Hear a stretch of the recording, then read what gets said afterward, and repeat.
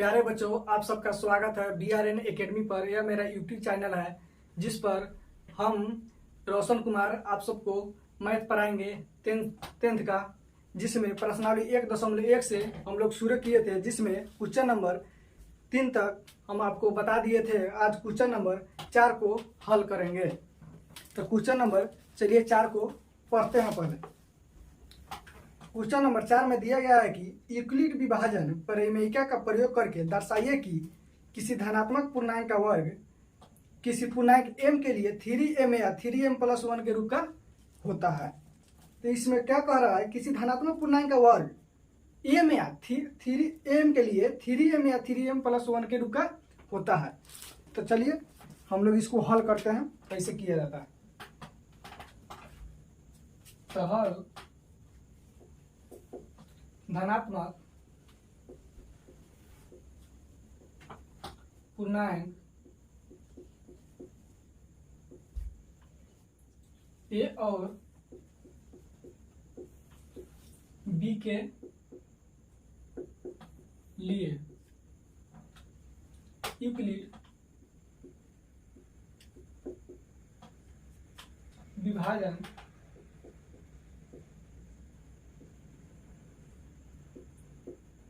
Algorithm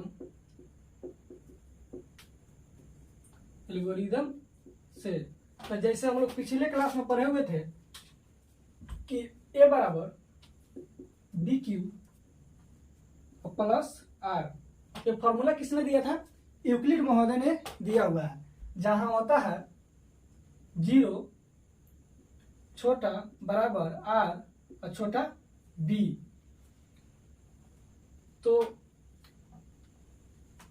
इसको हम लोग बोलते हैं भाज बराबर भाजक गुने भागफल और जोड़ शेष। तो भाज बराबर भाजक गुने भागफल जोड़ शेष। तो अब इसमें आप लोग बोलिएगा कि इसमें भाज कौन है, भाजक कौन है, भागफल कौन है। तो ए जो है भाज है, बी जो है भाजक है, क्यू जो है भागफल है, आर जो है शेषफल है। तो हम लोग आप लोग को एक उदाहरण के तौर पर बताते हैं। जैसे 15 को 4 से भाग करते हैं, तो 4 12, तो यहाँ 12 हो गया। तो यहाँ क्या आएगा? रिमाइंडर 3 आएगा। ये 4 जो है, ये 4 है। अब इसमें क्या होगा? इसमें तो ये 4 जो है इसमें आएगा भाजक, और ये 15 जो है इसमें क्या आएगा? भाज्य। और ये 3 जो है इसमें क्या आएगा? भागफल, जिसको हम इसमें क्यू लिखे हुए हैं, भागफल। और जो आर जो है इसी को रिमाइंडर कहते हैं, जो 3 आया हुआ है। तो इसको हम लोग बोलते हैं शेषफल। तो जो ए है, ए क्या है? 15, यही भाज हो गया। भाई बी क्या है? ये भाजक जो 4 है। आई जो 3 है, जो शेषफल आया है, इसी को हम लोग आर कहेंगे। और जो भागफल है, ये क्या हो जाएगा? क्यू।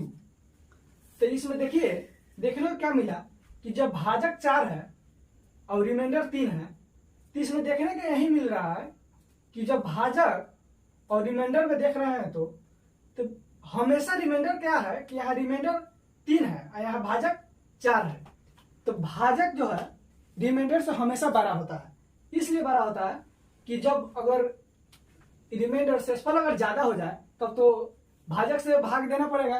तो भाग देना पड़ेगा तो कटेगा। तो फिर मान लीजिए, जैसे मान लीजिए यहाँ पर अगर 6 रहता, जैसे यहाँ पर 3 है तो यहाँ पर 6 रहता। अगर 4 से भाग देते तो 4 एक मतलब फिर करता, तो यहाँ क्या आ जाता? 4 लिखते तो यहाँ आ जाता 2। तो देखिए भाजक और रिमाइंडर शेषफल, देखिए भाजक हमेशा बड़ा ही रहेगा और शेषफल हमेशा छोटा ही रहेगा। तो जो बी है इसमें, ये बी क्या है? इसमें भाजक है। तो जब बी बराबर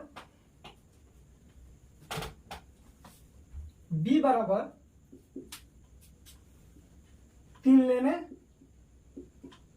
पर, तो b बराबर 3 लेने पर, तो हम अभी आपको बताए हैं कि जब b भाजक है तो b बराबर 3 ले रहा है तो रिमाइंडर उससे क्या होगा, हमेशा जब होगा तो छोटा ही होगा।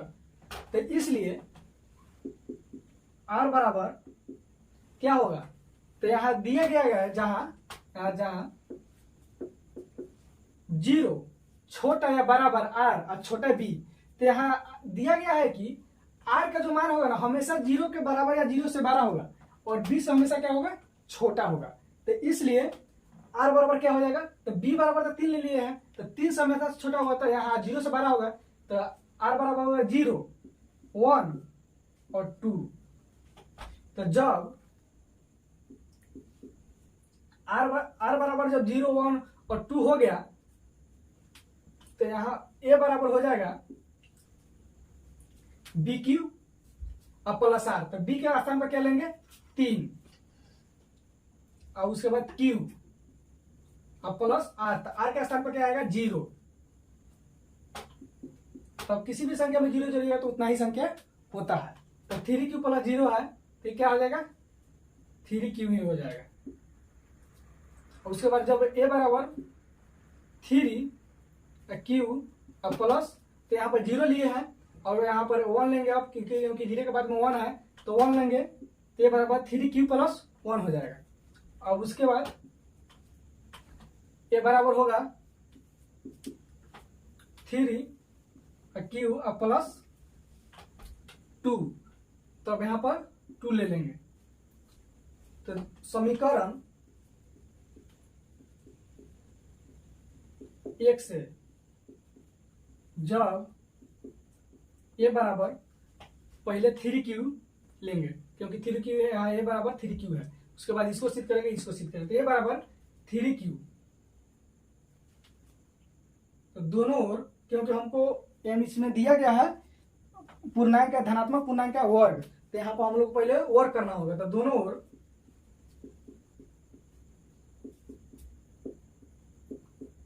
वर्ग करने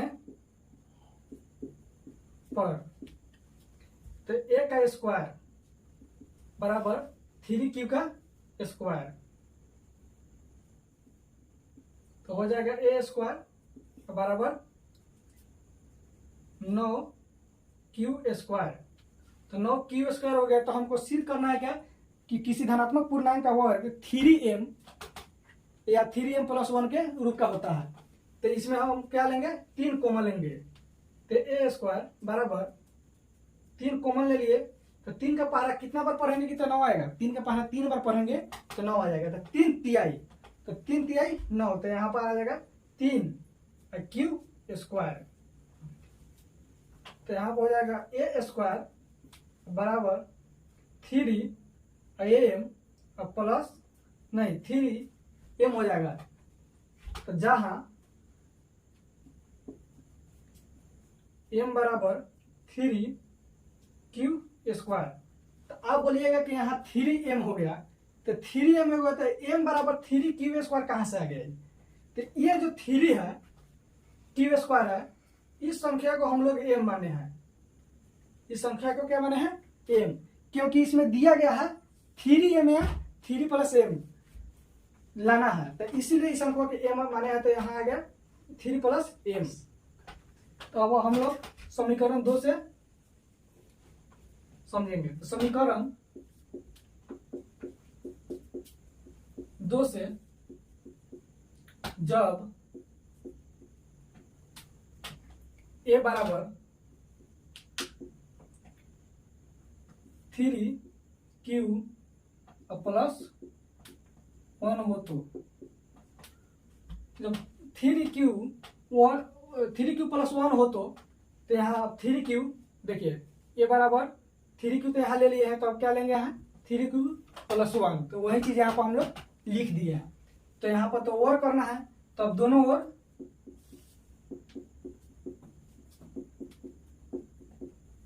वर्ग करने पर, अब दोनों ओर वर्ग करेंगे तो a का स्क्वायर बराबर 3q प्लस 1 का होल स्क्वायर। तो a प्लस b का होल स्क्वायर, इसे तो इसको हम लोग मानेंगे क्या, a, इसको मानेंगे हम लोग a, और इसको मानेंगे क्या हम लोग बी, तो इसको मान लेते हैं ए और इसको मानते हैं बी। तो ए प्लस बी का होल स्क्वायर क्या होता है, ए प्लस बी का होल स्क्वायर होता है ए प्लस बी का होल स्क्वायर बराबर ए स्क्वायर अब प्लस बी स्क्वायर अब प्लस 2ab। तो इसी फॉर्मूला पर इसको हम बैठाएंगे, तो इसको ए माने इसको बी माने हैं, तो ए स्क्वायर बराबर 3, तो इसको क्या माने हैं 3 क्यू को ए, तो ए स्क्वायर होगा तो 3 क्यू का होल स्क्वायर अब प्लस बी का होल स्क्वायर, तो प्लस बी का होल स्क्वायर पर जगह पर कितना है 1, तो 1 का होल स्क्वायर अब प्लस 2 और 2 गुने ए बी, तो ए के स्थान पर कितना है 3 क्यू है, तो 3 क्यू गुने बी के स्थान पर क्या है 1, तो 1 हो जाएगा। तो ए स्क्वायर बराबर 3 का स्क्वायर कितना होगा 9, तो 9 क्यू स्क्वायर और प्लस 1 का स्क्वायर 1 ही होगा और प्लस 3 दूना 6 क्यू। तो ए स्क्वायर बराबर, अब देखिए यहां पर कौन ऐसा संख्या है जो 9 और 6 दोनों में कॉमन है, तो जब दोनों में कॉमन है तो 3 ऐसा संख्या जो 9 और 6 दोनों को काट देगा, इसलिए हम लोग 3 ही लेंगे। तो 3 तिहाई 9, तो 3 क्यू स्क्वायर और प्लस 3 दूना 6, तो 2 क्यू हो जाएगा और प्लस ये 1 जो है ये बाहर आ जाएगा। तो ए स्क्वायर बराबर 3am और प्लस 1, जहां m बराबर 3 क्यू स्क्वायर प्लस 2q, तो m बराबर 3 क्यू स्क्वायर प्लस 2q, ये कहां से आ गया, तो जो ये संख्या है ना 3 क्यू स्क्वायर प्लस 2q, तो इसी को हम लोग m माने हैं। m इसलिए माने हैं क्योंकि इसमें दिया गया है कि किसी धनात्मक पूर्णांक का वर्ग 3m या 3m प्लस 1 के रूप का होता है, तो जब तक हम लोग यहाँ 3 कॉमन नहीं लेते तब तक 3 आएगा नहीं, और इस संख्या को m नहीं मानेंगे तब तक m बैठाएंगे कैसे, तो इसलिए इस पूरा संख्या को हम लोग क्या माने हैं m माने हैं। तो 3am प्लस 1, तो यहाँ पर 3 आ गया, इस पूरा संख्या के बराबर m है और 1 का ही 1 हो गया। तो अब देखेंगे आगे समीकरण 3 से, तो समीकरण 3 से जब a बराबर 3q प्लस यहाँ पे क्या होगा 3q प्लस 2 होगा, और बताइएगा जब a बराबर 3q प्लस 2 e किधर से आ गया, तो देखिए समीकरण 1 में हम लोग क्या लेते हैं 3q और समीकरण 2 में लेते हैं 3q प्लस 1, और यहाँ एगो बच क्या गया 3q प्लस 2, तो इसी चीज को समीकरण 3 में लिया है। तो दोनों ओर वर्क करने पर, अब दोनों का वर्क क्यों कर रहे हैं, क्योंकि इसमें दिया गया है कि किसी भी धनात्मक पूर्णांक का वर्ग 3m या 3m प्लस 1 के रूप का होता है, इसीलिए दोनों ओर हम लोग वर्क कर रहे हैं। तो ए स्क्वायर बराबर 3q और प्लस 2 का होल स्क्वायर, तो इसको हम लोग क्या मानेंगे ए, ये हो जाएगा बी, तो फिर तो a प्लस बी का होल स्क्वायर, क्योंकि a प्लस बी का होल स्क्वायर हो गया, तो फिर इसको भी हम लोग a प्लस बी के होल स्क्वायर पर ही बैठाएंगे, इसी फॉर्मूला पर हम लोग बैठाएंगे। तो a का a स्क्वायर का a स्क्वायर हो जाएगा और यहाँ हो जाएगा 3q का होल स्क्वायर, क्योंकि यहाँ a है तो a का होल स्क्वायर लिखा हुआ है, तो a का होल स्क्वायर, तो 3q का होल स्क्वायर और प्लस b का होल स्क्वायर, तो b कितना है 2, तो 2 का होल स्क्वायर और प्लस 2 और गुने a और b, तो a का स्थान पर क्या है 3q, तो यहाँ लेंगे 3q और गुने b के स्थान पर क्या है 2, तो यहाँ पर लेंगे 2, तो a स्क्वायर बराबर 3 का स्क्वायर 9, तो 9 क्यू स्क्वायर और प्लस 2 का स्क्वायर 4 और प्लस 3 दूना और 6 और 6 दूना 12, तो यहाँ पर 12 क्यू हो जाएगा। तो ए स्क्वायर बराबर 9 क्यू स्क्वायर और प्लस 12 क्यू और प्लस इस 4 को हम लोग 3+1, अगर 3+1 भी लिख दे तो उसमें कोई गलत तो हो नहीं रहा है, क्योंकि 3 और 1 4 ही होता है, तो उसी 4 को हम लोग फैक्टर में तोड़ दे रहे हैं और लिख दे रहे हैं, तो 3+1। अब बताइए इसको अगर पोस्ट में कर देते हैं तो 3+1 तो ये 4 ही आ जाएगा, तो इसी चीज को हम लोग क्या लिखे हैं 3+1, इस 4 को यहाँ पे लिख दिया है। तब इसमें कौन ऐसा संख्या है जो इसमें कॉमन लिया जा सकता है? तो 3 ऐसा संख्या है जो 9 और 12 और 3 को भी काटेगा। तो a² बराबर इसमें कॉमन कितना लेंगे 3, अगर 3 जब कॉमन ले लेते हैं तो 3 का पहरा कितना बार पढ़ेंगे कि 9 आएगा, तो 3 का पहरा 3 बार पढ़ेंगे तो 9 आएगा। तो इसलिए जितना बार पहरा पढ़ रहा है उसी संख्या को कोष्ठ में लिखेंगे। तो 3 तिहाई 9, 3 आई क्यू का स्क्वायर है तो क्यू का स्क्वायर क्यू रह जाएगा, अब प्लस 3 का पहरा कितना बार पढ़ेंगे कि 12 आएगा, तो 3 चौका 12, तो यहाँ 4, अब 4 बार पढ़ेंगे तो 4 ही लिखेंगे और यहाँ क्यू का जगह पर क्यू ही रह जाएगा। अब प्लस 3 का पहरा कितना बार पढ़ेंगे कि 3 आएगा, तो 3 का पहरा एक बार पढ़ेंगे तो 3 आएगा, तो इसलिए तो 3 से 3 कट जाएगा, तो 3 का पहरा एक बार पढ़े हैं तो 3 कट गया है, तो इसलिए यहाँ पर 1 होगा, तो इसको पोस्ट कर देंगे, +1 बाहर हो जाएगा। तो a² बराबर 3m + 1, जहां m बराबर 3q² + 4q + 1। अब m बराबर 3q² + 4q + 1, तो इस पूरा संख्या को हम लोग क्या माने हैं m।